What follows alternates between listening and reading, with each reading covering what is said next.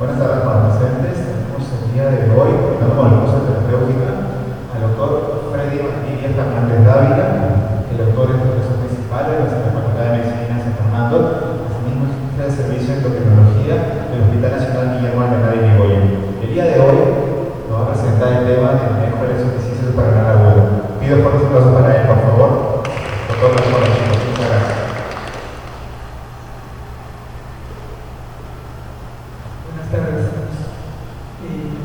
No solamente vamos a tocar el manejo, sino vamos a hacer un recuerdo de información de renal, cuáles son sus funciones y posteriormente conversar sobre insuficiencia renal, primaria, secundaria y el manejo de la crisis renal.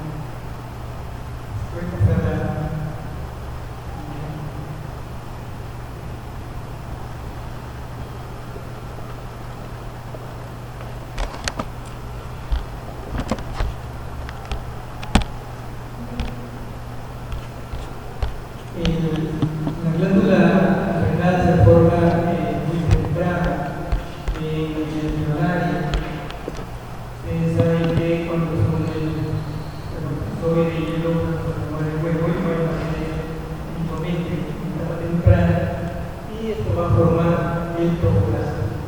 A partir de ahí se van a agregar las capas de mesodermo y endodermo que van a imaginar la diferente estructura de nuestro organismo. Pero lo que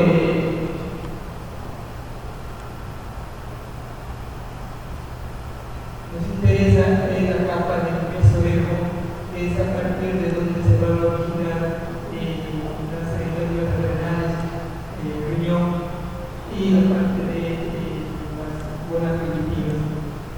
Entonces, a partir del mesodermo se va a originar la glándula renal y esto se va a expresar por la presencia de un gen. Clínico tipo 1, el SL1. Este gen es importante porque va a permitir la diferenciación de la glándula renal y asimismo la diferenciación de la monada. Entonces, cuando no hay expresión adecuada de este gen, va a haber una insuficiencia renal y una insuficiencia monadal. Como ya hemos tenido niños que nacen con insuficiencia con falla renal primaria y con insuficiencia renal primaria. Entonces, eso se explica porque este gen es el responsable del desarrollo tanto de la renal como de las monadas.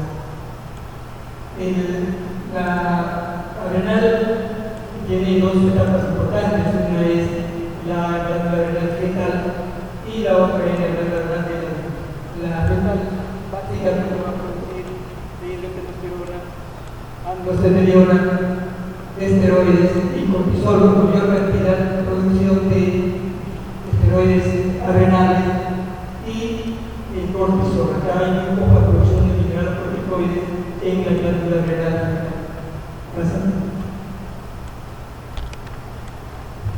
Entonces, las renales se desarrollan a partir de la quinta semana.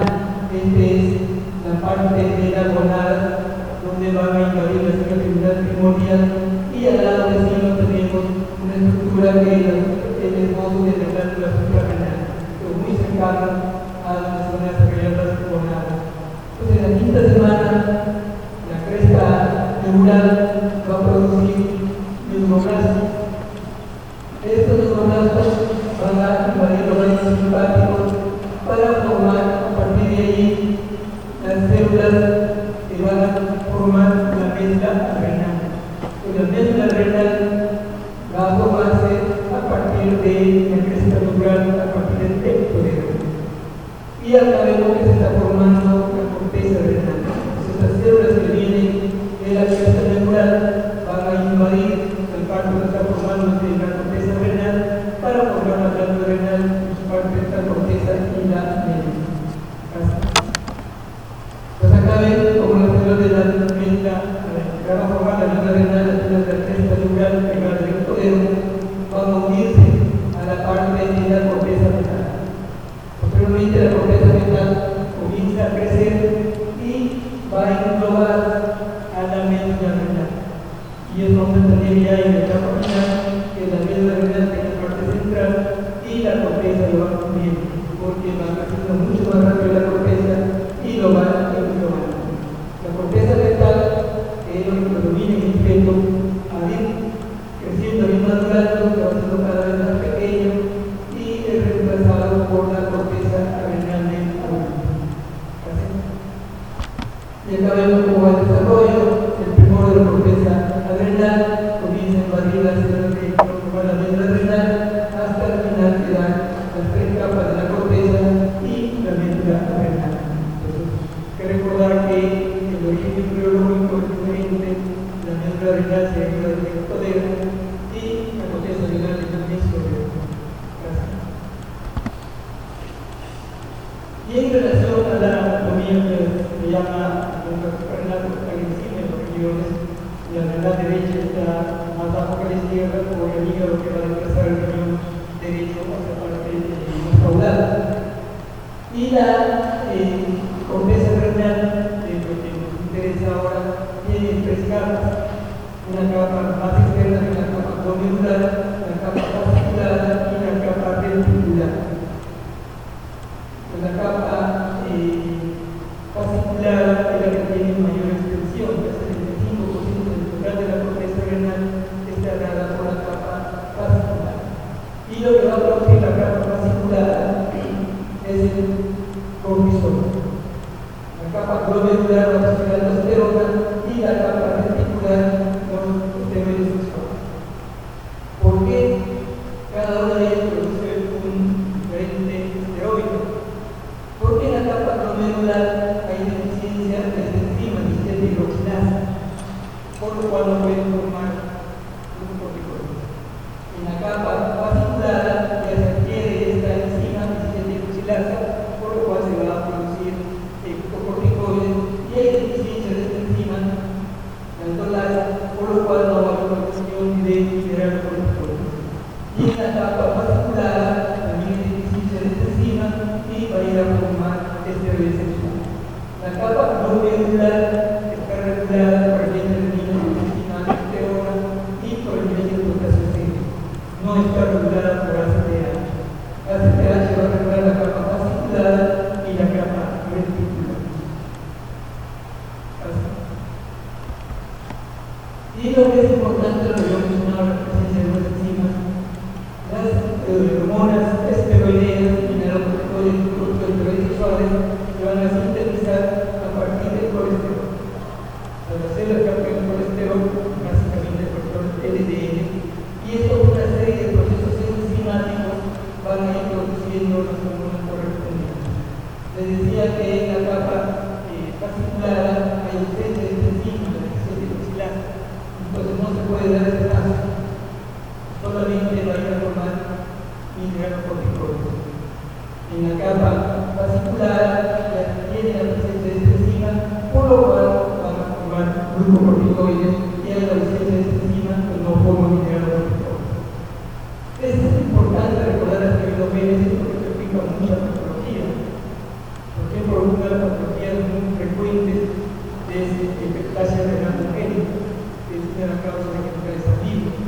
Y esto ocurre porque hay deficiencia de esta enzima, deficiencia de hidroxilasa o deficiencia de la hidroxilasa. Entonces tenemos que hay deficiencia de esta enzima, va a estar bloqueado este paso y todo va a ir a formar esteroides, y esto va a dar la vascularización de las enzimas.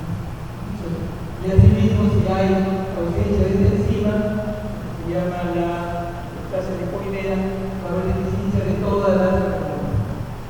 Si hay deficiencia de esta enzima, el paciente varoncito probablemente es amigo y la mujer no. Si hay deficiencia de estas enzimas, probablemente es amigo de las niñas y los varones no. Entonces, la esteroidogénesis no nos explica mucha de la patología que encontramos en la glándula renal.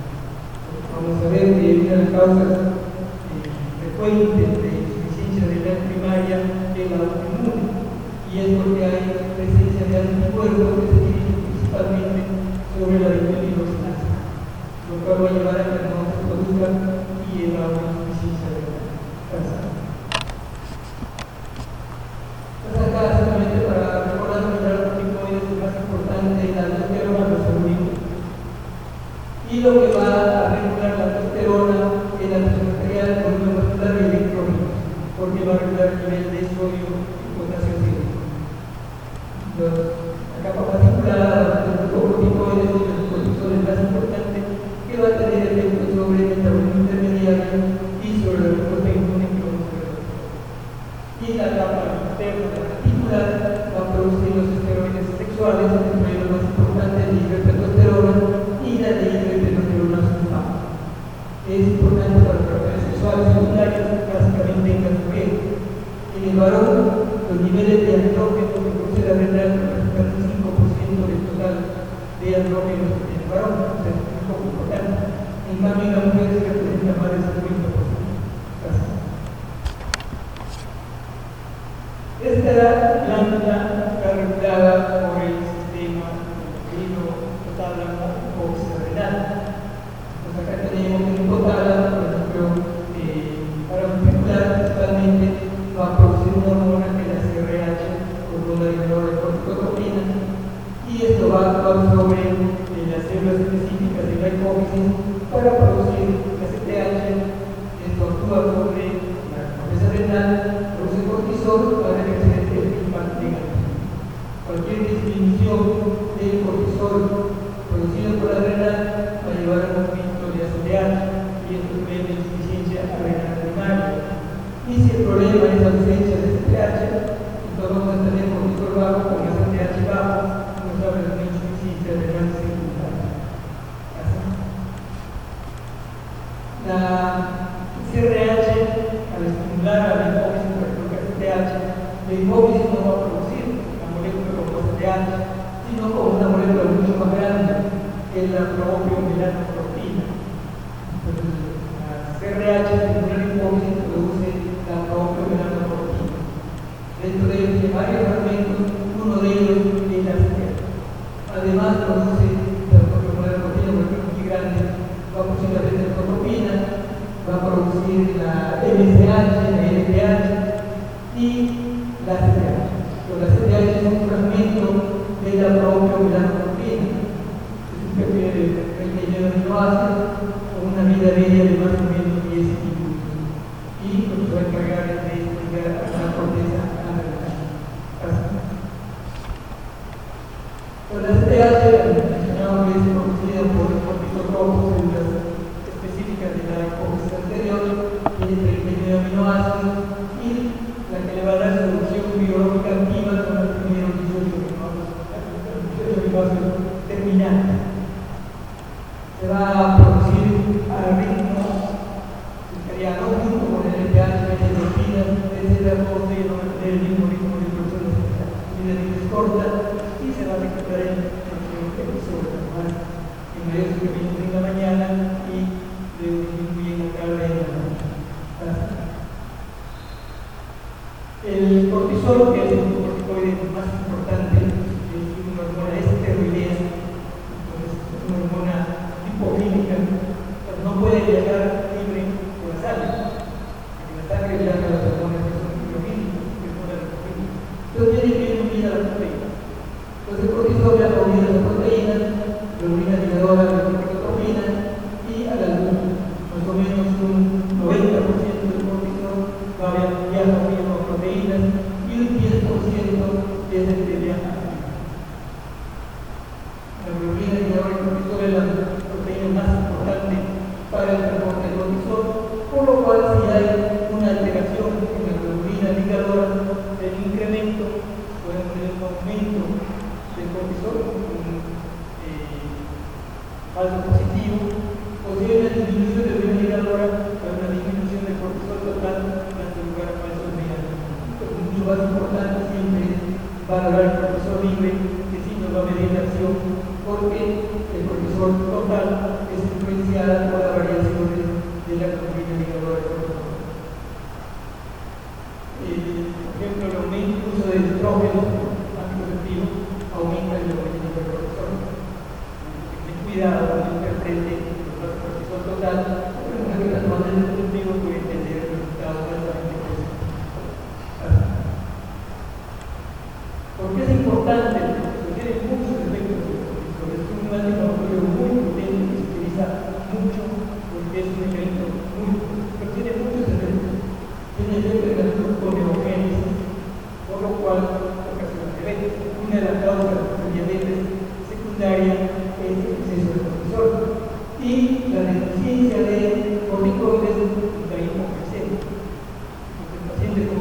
renal, una de las características que podemos encontrar es la hipoglucemia. Y en pacientes con Cushing vamos a encontrar la hiperglucemia. Hay aumento además hepática de glucosa, lo cual no requiere la glucosa, disminuye la captación de glucosa a nivel muscular, disminuye la síntesis proteica y aumenta la liberación de ácidos de aminoácidos. Todo esto te va a llevar al aumento en la glucosa. Y asimismo aumenta la lipólisis, aumentando los ácidos grasos libres, aumentando el glicerol y aumentando más la glucosa. Por todos estos efectos, en un intermediario, los corticoides tienden a elevar la glucosa. Efectos a nivel del colágeno y el conectivo, lo que es en reumatología, inhibe la formación ósea, el exceso de corticoides causa la osteoporosis, estimula la formación ósea, potencia el efecto del TPH y vitamina D3 en el hueso, y todo esto nos va a llevar a la desmineralización y además de la disminución de nuestro de calcio y un aumento de presión primaria de calcio, un efecto que nos va a llevar a la desmineralización. Y estos efectos acelera el desarrollo de las células fetales, la incremento prematuros, la corticoides, una madurez hormonal. A nivel fetal, acelera la maduración de estos órganos, inhibe el crecimiento en niños que tienen el síndrome de Cushing y el Guillain-Barré, inhibe el crecimiento, aumenta la liberación de glucosa nucleares, disminuye el linfocitos con los secretos sinónicos, disminuye la liberación de células inflamatorias en infección, lo cual es un efecto antiinflamatorio. Inhibe la prostaglandina 2, secreción de interleuquina 1, la inmunosupresión, aumento del cardíaco, tono vascular, lo cual nos va a llevar a la presencia de hipertensión en pacientes que tengan síndrome de Cushing, además también tiene efecto mineralocorticoide. Regula la expresión de receptores y regula la expresión de renina en poco potencia, pero es muy efectivo. Retención de sodio y retención de potasio, porque niveles muy altos de cortisol también van a ocupar los receptores de mineralocorticoides, ocasionando la retención de sodio. Aumenta la presión muscular y tiene un efecto farmacológico a nivel central. Es un medicamento, el exceso de corticoides puede dar la psicosis por corticoides. Por los efectos a nivel central, la euforia, la expresión, la memoria. Entonces, el problema de exceso o deficiencia de corticoides va acompañado con muchas disfunciones.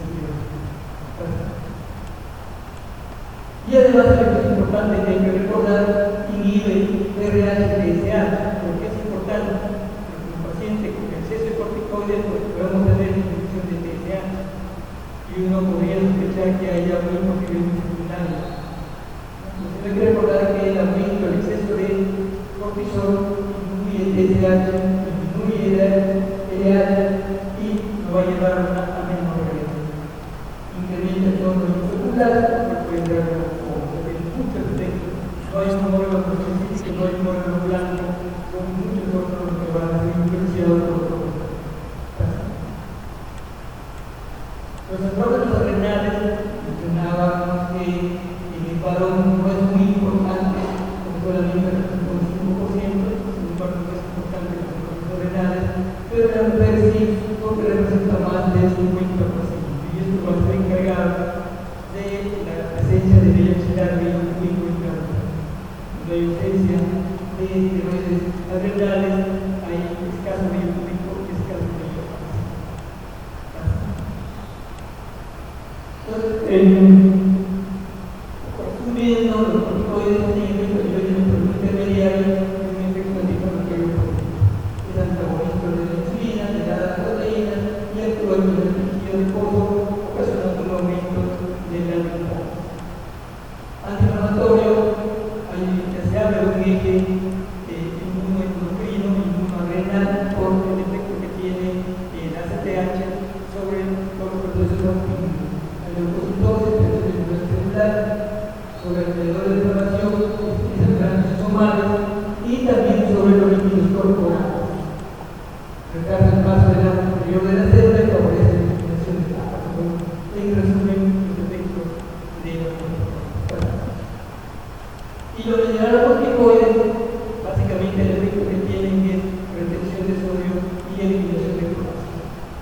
hay exceso aislado de corticoides o de la hipertensión con potasio bajo.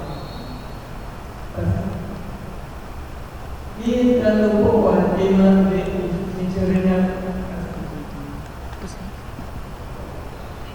La insuficiencia renal es la disminución de producción de corticoides por la cánula renal. Puede ser por causa de insuficiencia renal primaria, por enfermedades o una insuficiencia renal secundaria. Entonces, lo que hay es la incapacidad para agarrar hormonas en cantidades adecuadas, es una enfermedad rara. Puede darse en cualquier edad, eso puede desde el momento del nacimiento, puede haber insuficiencia renal, cuando no hay depresión de GSS1, no se produce la renal y puede haber insuficiencia renal de este nacimiento. Y la secundaria es que no hay producción adecuada de ACTH y la causa más común es el uso de esteroides exógenos. Tenemos todas las causas de insuficiencia renal primaria. Insuficiencia renal adquirida o insuficiencia renal adquirida son dos principales causas. La primera es la diabetes autoinmune. ¿Cómo sospechamos una diabetes autoinmune? Porque habitualmente se va a presentar en el contexto de otras enfermedades autoinmunes, por ejemplo, el Hashimoto, el vitiligo, la hipertensión, el tipo 1. Entonces, si tiene insuficiencia renal, uno va a asumir que es autoinmune. Y otra causa, las infecciones en el promedio de la tuberculosis. La causa más frecuente es la autoinmune y la que le sigue es la tuberculosis. Y hay otras causas que son mucho más frecuentes: liposis, mastosis, metástasis bilateral de cualquier otro órgano, puede ser mama, pulmones, que son los más frecuentes. Hemorragia suprarrenal bilateral, más se ve en libros como el Jorge de Erickson, que es hemorragia masiva. O enfermedades granulomatosas, sarcoidosis, amiloidosis, hemocromatosis, que por depósito van a dar insuficiencia renal. Y las genéticas de hipoplasia suprarrenal, con la impresión del gen adecuado, o la renal-leukodistropia, en la cual hay una insuficiencia renal acompañada por una degeneración de la sustancia del sistema nervioso central, la renal-leukodistropia, que no es tan infrecuente, tenemos en muchos casos en el hospital, habitualmente es un caso familiar, que se expresa en insuficiencia renal y luego un deterioro neurológico progresivo. Y atroférica, y puede haber una deficiencia selectiva de mineralocorticoides por microaldosteronismo primario. Entonces vamos a tocarnos básicamente en la glucosa. Y la secundaria, por déficit de TH, habitualmente cuando hay deficiencia de TH está asociada a deficiencia de otras hormonas. Es difícil que haya una deficiencia aislada de TH. Porque uno sospecha de mucha enfermedad secundaria, tiene que evaluar el resto de las hormonas de la hipófisis. Puede ser autoinmune, una hipófisis autoinmune.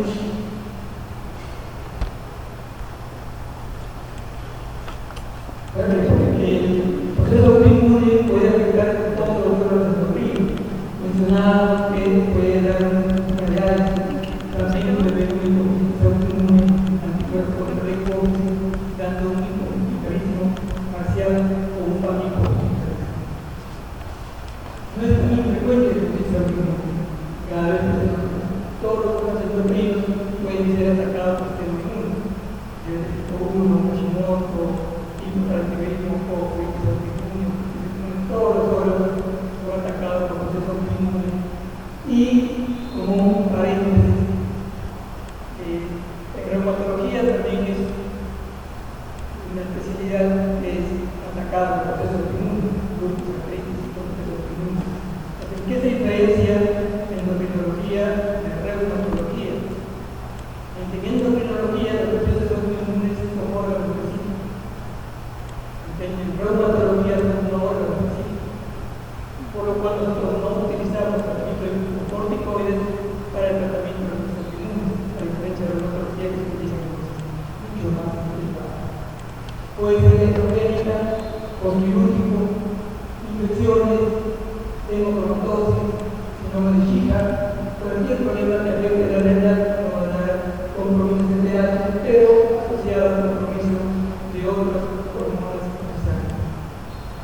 deficiencia aislada de ACTH puede verse como una supresión brusca de corticoides exógenos. Paciente que está tomando corticoides por mucho tiempo, bruscamente puede haber una insuficiencia renal secundaria aislada de ACTH. Acá tenemos una imagen, una riñón, y acá tenemos una tumoración.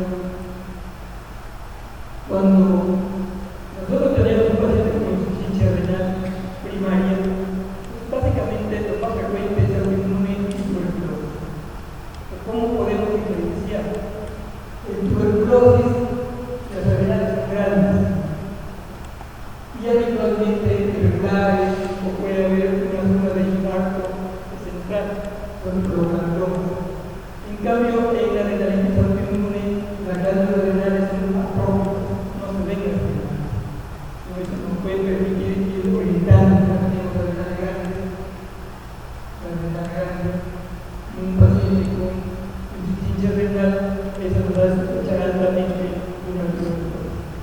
Puede ser una metástasis bilateral de mucho más frecuencia de tuberculosis.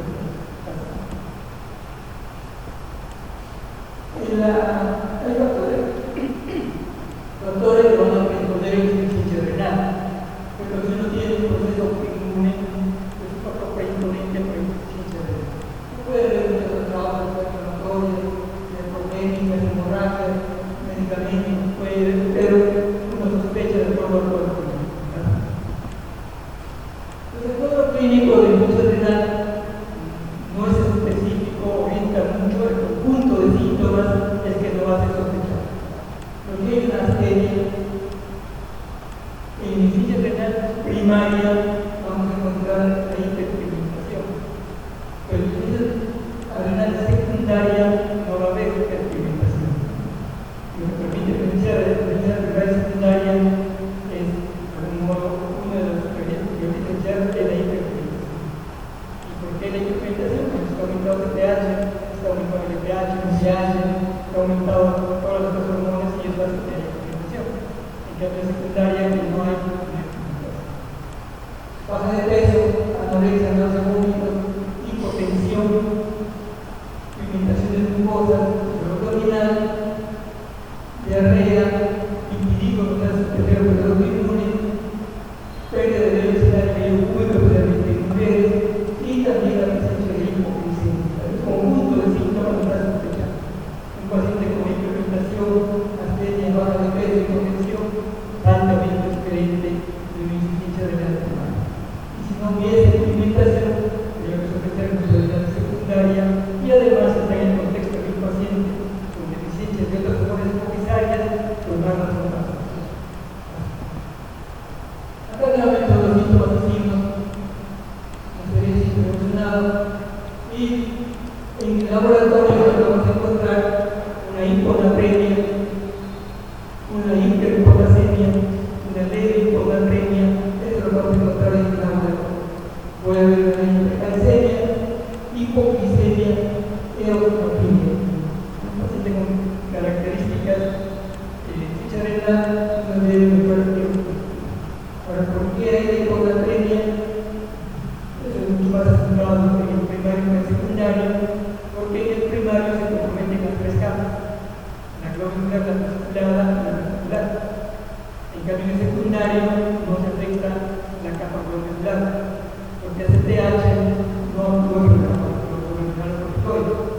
Entonces, la hiponatremia puede encontrar con más frecuencia en insuficiencia renal primaria que en la secundaria. ¿Cuál es el riesgo de supresión a un paciente que está en tratamiento crónico, pacientes que van a usar corticoides?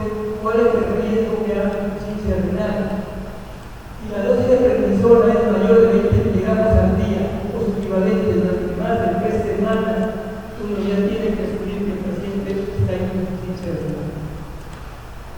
O si utiliza más de 5 miligramos por más de 2 semanas durante la tarde o la noche, suprime más, uno también ya puede asumir que está suprimida.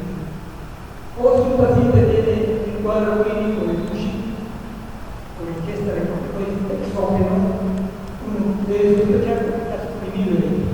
Entonces, una vez que ya está suprimido más de 20 miligramos por semana o más de 5 miligramos por 4 horas en el estado, ¿cuánto tiempo demora en recuperarse el eje?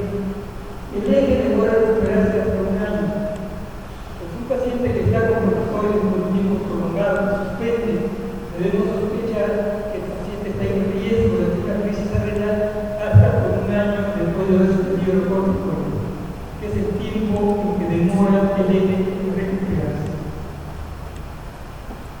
Tiempo intermedio, dosis menores de 20 miligramos por más de 3 semanas y poco probable si está usando dosis baja de corticoides por menos de 2 a 3 semanas, es poco probable, casi probable que haga insuficiencia renal.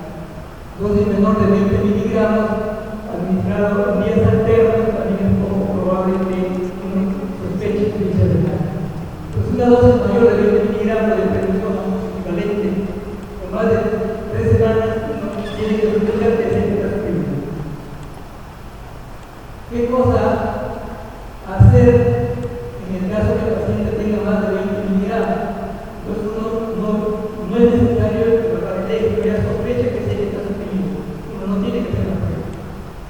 Y tiene que ser tratado con una insuficiencia renal o el paciente que tiene conservación, si es un proceso infeccioso o un intercurrente, inmediatamente tiene que usar corticoides para prevenir la crisis renal. Acá mencionaba la hemoglobina ligadora en que los doctores se van a alterar, mencionaba que no va a dar resultados falso positivos, por ejemplo, enfermedad hepática, hipotiroidismo, síndrome nefrótico, embarazo, anticonceptivo, hipertiroidismo, pueden elevar la hemoglobina ligadora en cortisol. Y eso nos va a dar resultados falsamente aumentados o disminuidos dependiendo del uso. Ante la sospecha de una insuficiencia renal, ¿qué pruebas hacer? Se puede hacer un cortisol basal. Si el cortisol basal es menos de 3,8, entonces uno sospecha que hay insuficiencia renal. Pero si hay más de 3,8, puede ser no. Entonces hay que hacer pruebas finales. Además, nos puede ayudar que hay hipopremia, hipoglicemia, hipercaleria, hipotensión, clínicos. Pero para confirmar el diagnóstico, aquellos que el nivel de cortisol basal no está suprimido, hay que hacer pruebas finales. Pero hay que mostrar que vale pruebas finales que hay en la literatura. La CTH, Sindara, Metoprolol, Locao. Nosotros no tenemos nada de esto, no tenemos CTH, no tenemos Metoprolol, no tenemos Locao. Pero lo que tenemos es una prueba de insulina. Lo que se hace es provocar la hipoglicemia y la respuesta provocada a la hipoglicemia es el flujo de cortisol. Entonces se inyecta insulina entre 0,05 a 0,1 millones por kilo de peso y se va midiendo el cortisol. Normalmente el cortisol debe subir a más de 20 cuando el paciente haga hipoglicemia. Algunos por el 18, por el 20, como el rango que debe subir en el momento que la glucosa esté en menos de 50 miligramos. La idea es provocar la hipoglicemia menos de 50 y cuando haga medirle simultáneamente cortisol y debe subir a más de 5. Entonces, si no sube a esos niveles, pues uno confirma el diagnóstico de insuficiencia renal. Con la insuficiencia renal, con el cortisol, menos de 3,8 se confirma el diagnóstico, y si no se hacen las pruebas, si no tenemos la prueba de CTH, también se prueba con hipoglicemia, menos de 18, alta prueba de insuficiencia renal, más de 18, excluye el diagnóstico. Y una vez que uno hace el diagnóstico, tiene que haber un tratamiento. Y el tratamiento de insuficiencia renal es de fórmula. Además de confirmar el diagnóstico de insuficiencia renal, hay que confirmar la causa. Porque si es por la tuberculosis, únicamente uno tiene que tratar la tuberculosis como una tuberculosis extrapulmonar. Y si es autoinmune, simplemente reemplazar la dosis de cortisol. Y la dosis de reemplazo, sobre todo en interacción con prednisona, es es de 5 a 7,5 miligramos de prednisona por día. Prednisona 5 miligramos equivale a 20 miligramos de hidrocortisona. En el promedio no tenemos hidrocortisona vía oral, solo para utilizar la prednisona. ¿Cuál es la diferencia entre ambas? Que la hidrocortisona tiene leve efecto mineralocorticoide, que la prednisona no tiene efecto mineralocorticoide. Y cuando hay una insuficiencia renal primaria, también hay deficiencia mineralocorticoide. Entonces, no es suficiente darle prednisona, también tenemos que darle un mineralocorticoide que es la fluoridocortisona. Fluoridocortisona es el fluorinil, tampoco hay medicamento. Entonces, el paciente que necesita tiene que traerlo de extranjero porque es imprescindible. Pacientes que solamente toman prednisona, tienen insuficiencia renal primaria, hacen una sintomatología muy severa. Entonces, en emergencia uno soluciona dando el hidrocortisona intravenoso. Con la dosis que es alta, que tiene efecto mineralocorticoide. Pero cuando queremos pasar la vía oral con prednisona, nuevamente es sintomático. Los pacientes que usan la primaria, gran mayoría requieren asociarle a fluoridocortisona, que es un mineralocorticoide. En cambio, el paciente que usa la secundaria solamente requiere reemplazo con prednisona.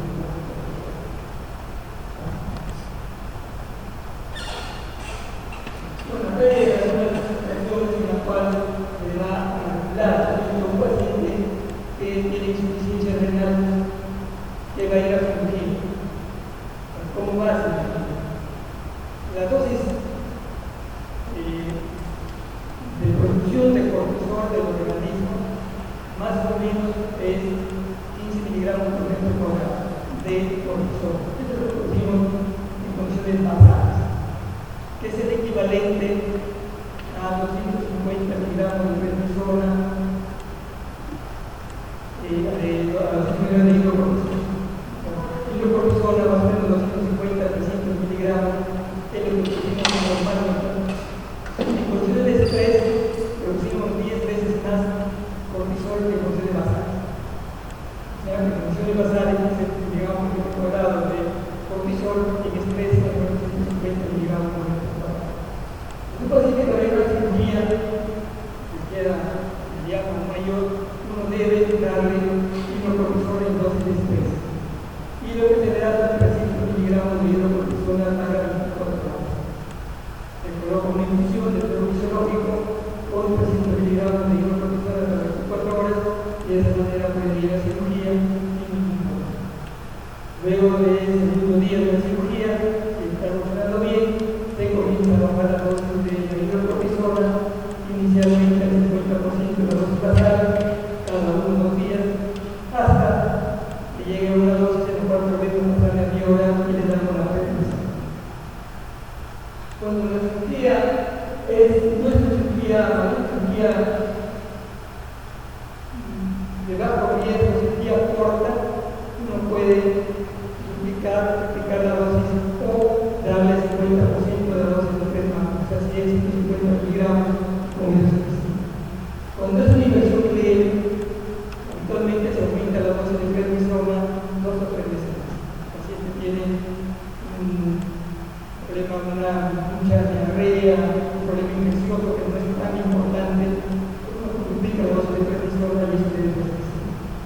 Pero si ya requiere hospitalizar, el estrés es muy severo, si hay que colocarle la dosis de estrés. Por ejemplo, un paciente que va a ir a una hipoglicemia, le damos 300 miligramos de hidrocortisona por 24 horas y con eso nos olvidamos de la vida. Y a la enfermedad recurrente mencionaba que se explica la dosis oral y si ya severa, el hidrocortisona vía maestra. Hidrocortisona solamente tenemos inyectable, se puede colocar intramuscular o infusión continua de televisión. Entonces, la dosis habitual de pacientes con insuficiencia renal primaria es de 30 miligramos de hidrocortisona por día, que es el equivalente a 5 a 7,5 miligramos de prednisona por día. Fluoridocortisona de 0,5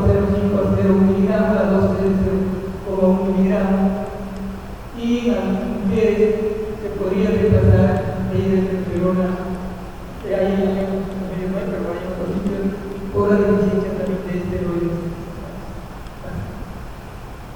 Ese es el manejo del paciente con insuficiencia renal primaria que no está en condiciones de estrés, en condiciones basadas.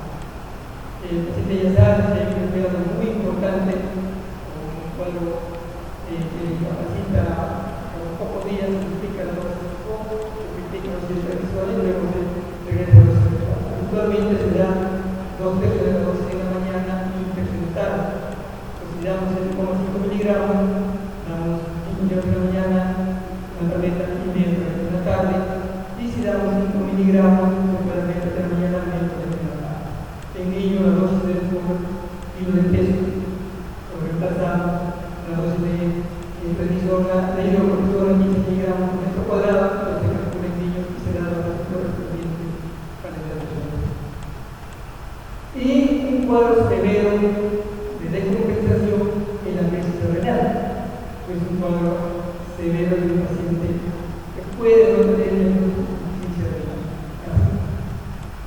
Pues la crisis renal es una investigación rápida, dominante de una insuficiencia renal crónica que en general es desencadenada por un proceso, un estrés severo, un cuadro séptico o por una suspensión brusca en un paciente que está tomando corticoides exógenos por más de 3 semanas. ¿Y cuál es el cuadro clínico? Se acentúa náusea, vómito abdominal. Lo que caracteriza es un paciente que está en estado de shock, que no responde al tratamiento habitual que se da para el shock. Se le da hidrata bien, se da dopamina y si no responde, pues uno debe sospechar que está haciendo una crisis renal. Y acá simplemente las causas de acá remarca el desorden de la coagulación, lo que puede ser causante por un negocio que dice que puede dar una crisis renal. Por eso los factores que pueden precipitar una crisis renal, bueno, el paciente que ya tiene una insuficiencia de tratamiento, que tiene un factor agregado, una infección aguda, un infarto miocardio, una embolia pulmonar, un trauma, quemadura, una cirugía, una exposición prolongada severa al calor, vómito, diarrea, un proceso de deshidratación, pérdida de sangre, como factores que pueden compensar, o un paciente que esté en terapia crónica en la cual se reduce bruscamente los corticoides. Actualmente pacientes con problemas dermatológicos, con problemas reumatológicos utilizan dosis altas. Los pacientes suspenden bruscamente, puede haber una crisis. ¿Cómo sospechar una hipotensión súbita con respuesta a procedimientos al estrés mala que no corrige con fluidos, no corrige haciendo las maniobras para elevar la presión? Pues uno debe sospechar de una crisis renal. ¿Y qué hacer para eso? Le hago un mensaje para cortisol, para los correspondientes y le doy hidrocortisona 300 miligramos 24 horas y la respuesta es relativamente rápida. Menos de una hora el paciente recupera mismo, es rápida la mejoría cuando un paciente de crisis renal y se le da cortisol. Los pacientes con terapia crónica con corticoides, en la cual no está afectado por mineral o corticoides, pueden no presentar deshidratación severa o hipotensión a etapas avanzadas porque no hay deficiencia mineral. El paciente en crisis renal primaria tiene deficiencia de corticoides y mineralocorticoides. Entonces, cualquier problema agudo va a llevar deficiencia de ambos.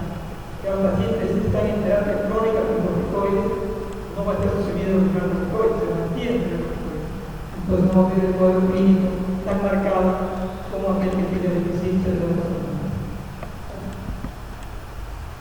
Pero ¿qué hacemos con un paciente de alta sospecha? Tomamos la muestra.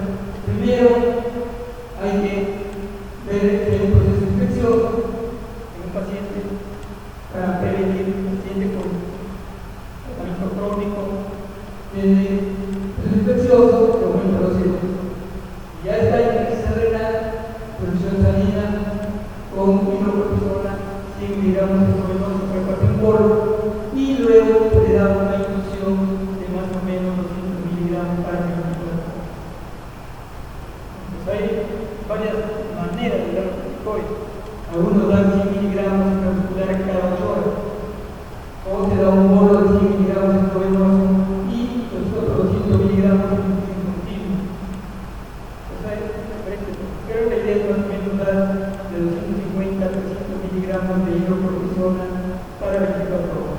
que es la dosis, la cantidad que producimos nosotros de cortisol en situación de estrés máximo. No es necesario dar más de 300 miligramos de cortisona, porque esa es la cantidad máxima que producimos nosotros en situación de estrés severo. 100 miligramos necesitamos y luego otras medidas para corregir el problema que el paciente tiene de shock. Una vez que mejora la situación clínica del paciente, empieza a disminuir la hidrocortisona.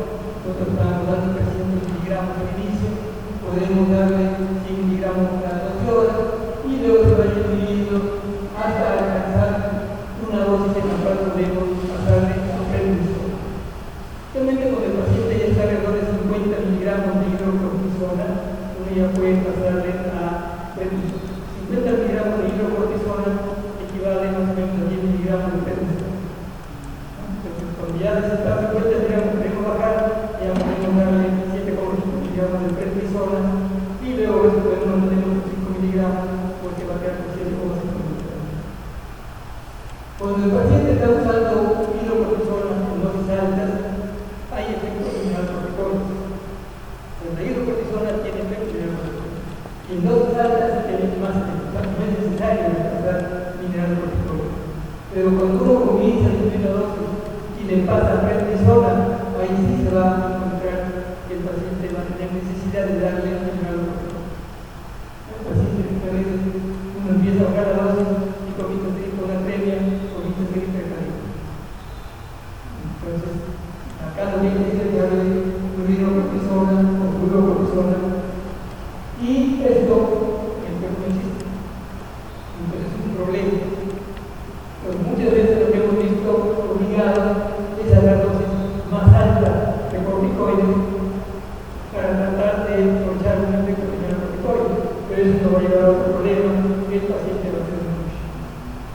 Entonces, el Seguro Social lo compra, lo tiene, de verdad en Perú no hay fluorocortisona, pero es importante.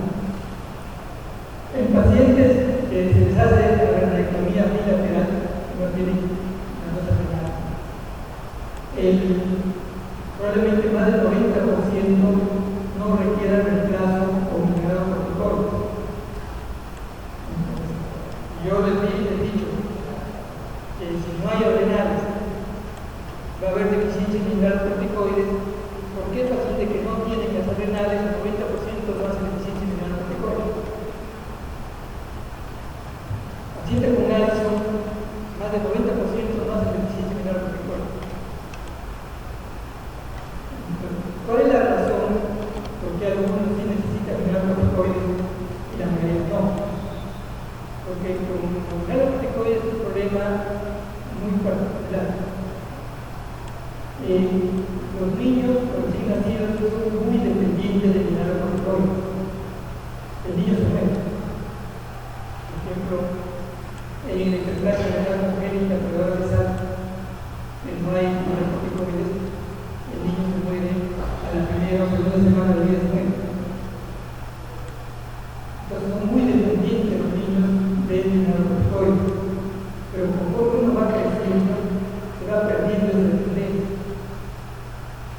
Pero la dosis de reemplazo en un recién nacido de fluorocortisona es la misma que para la adulta.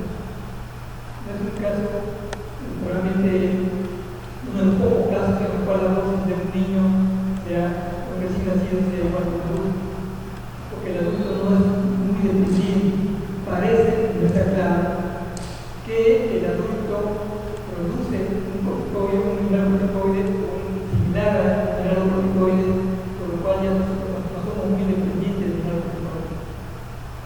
Puede que la gran mayoría de adultos con insuficiencia primaria solo están con prednisona y con los tratamientos, pero hay un grupo, y tengo varios pacientes que sí nos hacen unas psicopatremias terribles que tenemos que darle hidrocortisona, tenemos que darle mineralocorticoide.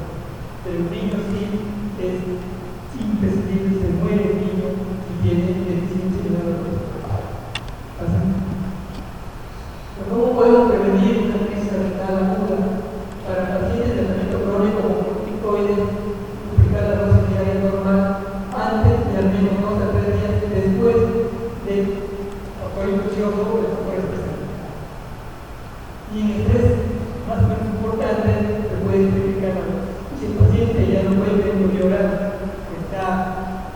trabajando, estamos decaídos de potencia o miseria, tiene que ser manejado con una persona a 5 miligramos.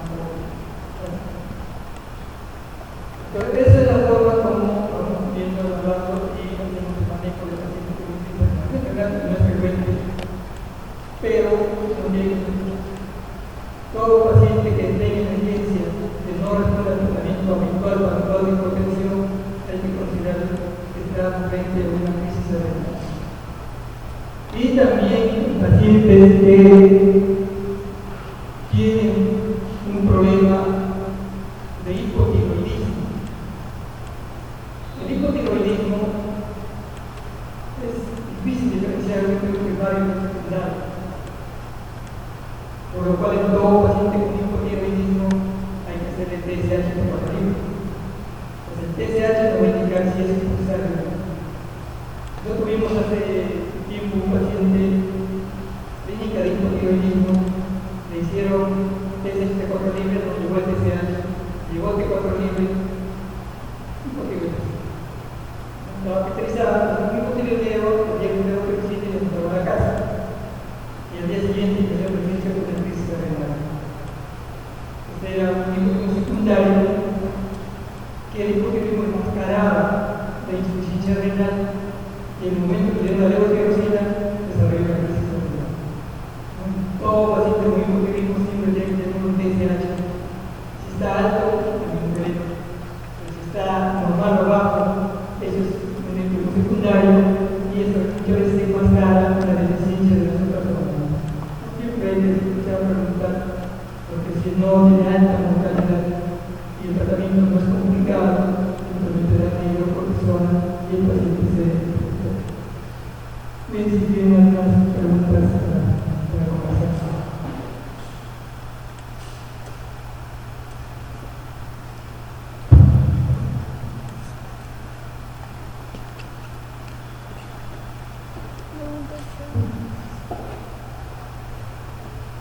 Una pregunta de auditorio. ¿Preguntas?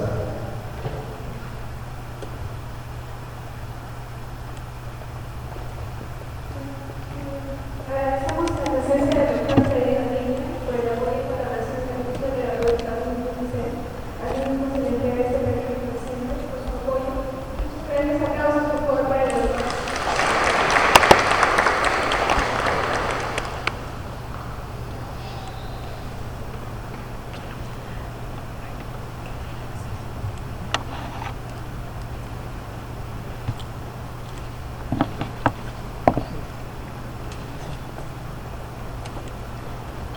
Tenemos un receso de unos 15 minutos y el siguiente ponente de mayor permanencia de la sesión. Gracias.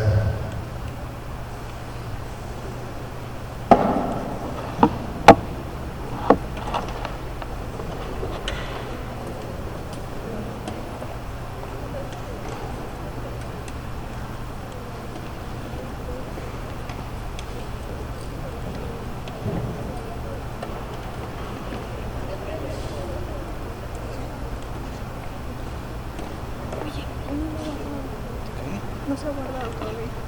Ah, perdón. Eso lo quería preguntarle. Ah, ya, acá está, me asustado. Ya, perfecto.